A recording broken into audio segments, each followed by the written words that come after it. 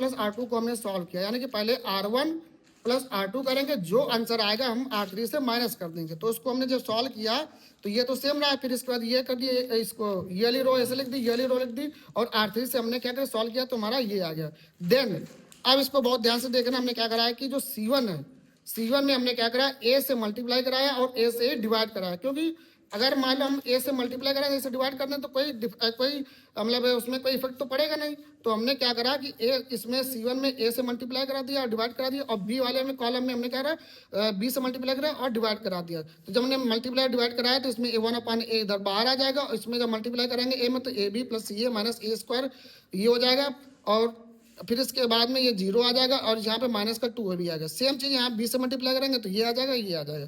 Then जब इसके बाद ये आ जाएगा, फिर इसके बाद क्या करेंगे, जो C1 है हमारा यानी कॉलम, इसमें C1 प्लस C3 कर देंगे, और C2 में C2 प्लस C3 कर देंगे।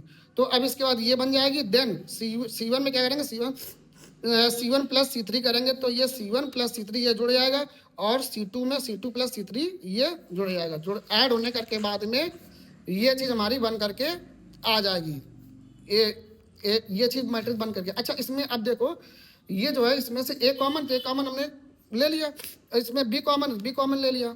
देन अब इसमें हमने क्या करा, इस पूरे इस रो में ए कॉमन है तो ए हमने बाहर ले लिया, इस रो में बी कॉमन तो बी हमने बाहर ले लिया, इस रो में हमने 2ab कॉमन था तो 2ab कॉमन हमने ले लिया।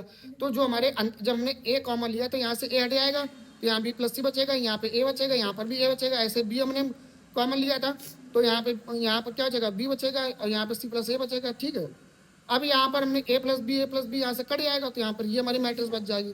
अब इसके बाद इसको हमने ऐसे बाहर लिख दिया, और जैसे मैट्रिक्स हमने सॉल्व करते हैं वैसे हमने सॉल्व किया, तो ये हमारे लास्ट में ये चीज़ आ गई, यानी कि ये चीज़ सॉल्व हो गई। अब इसमें हमने क्या था कि हमारा यहाँ पे सी कॉमन है, तो सी भी हमने बाहर ले लिया, तो हमारा अंदर क्या बचा, बी प्लस सी प्लस ए बचा, और यहाँ पर ये हो जाएगा ए प्लस बी प्लस सी, और यहाँ से ये मल्टीप्लाई में पावर क्या जुड़ जाती है, तो हो जाएगा ए प्लस बी प्लस सी का होल क्यूब, ये हो जाएगा 2abc। ये क्लास 12 का मैट्रिक्स का क्वेश्चन था।